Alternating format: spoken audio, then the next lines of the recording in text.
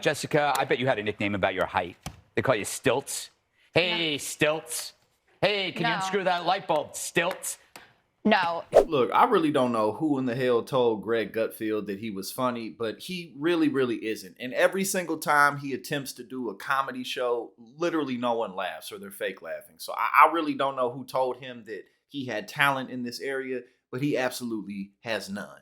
And probably the biggest assault that he's done on America is on the melting pot.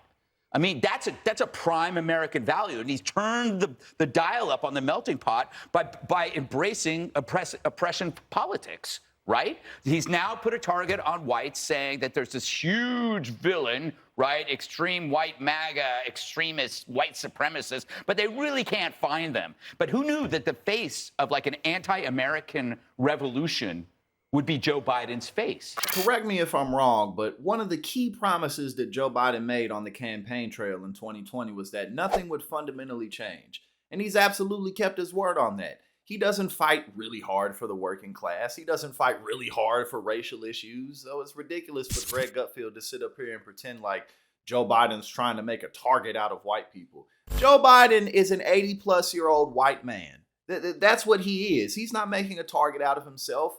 And he absolutely is one of the biggest proponents of fighting against the progressive left. Joe Biden is conservative. He's a conservative Democrat. That's what he is. He's Strom Thurmond's boy. Strom Thurmond is in every respect the son of the South. And as it was said of Robert E. Lee, Strom is an opponent without hate, a friend without treachery, a statesman without pretense, a soldier without cruelty, and a neighbor without hypocrisy. That's been the story of my relationship with Strom. We're occasionally referred to as the odd couple.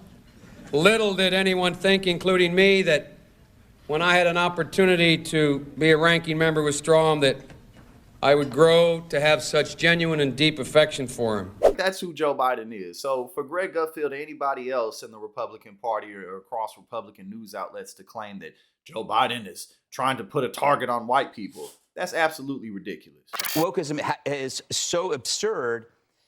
The most persuasive critics are progressives. People on the left, actually, are the people that everybody's believing because they're going, wow, these guys are destroying us. It's like when you're a conservative, you come out against white nationalism.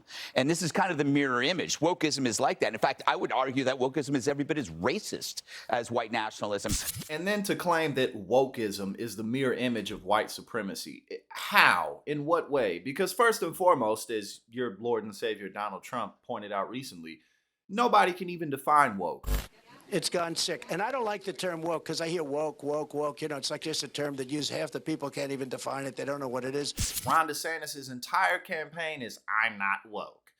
But he can't even express what it means. So, you know, to say that wokeism is the same thing as white nationalism when, you know, we have a history in this country of slavery and segregation and laws that kept black people and minorities away from economic opportunities. Therefore, anybody on the left who you could consider a progressive who have absolutely no power within the halls of Congress or within government in this country really whatsoever, to say that they're in a position to do the same thing that white nationalists have done is stupid. It's beyond ridiculous. It's just stupid. And Greg Gutfeld, he can't even tell you what woke means either. None of them can. It's just a buzzword that they use every single day because they ain't got no plans and they ain't talking about nothing. They have absolutely no agenda to address the real issues that Americans are facing.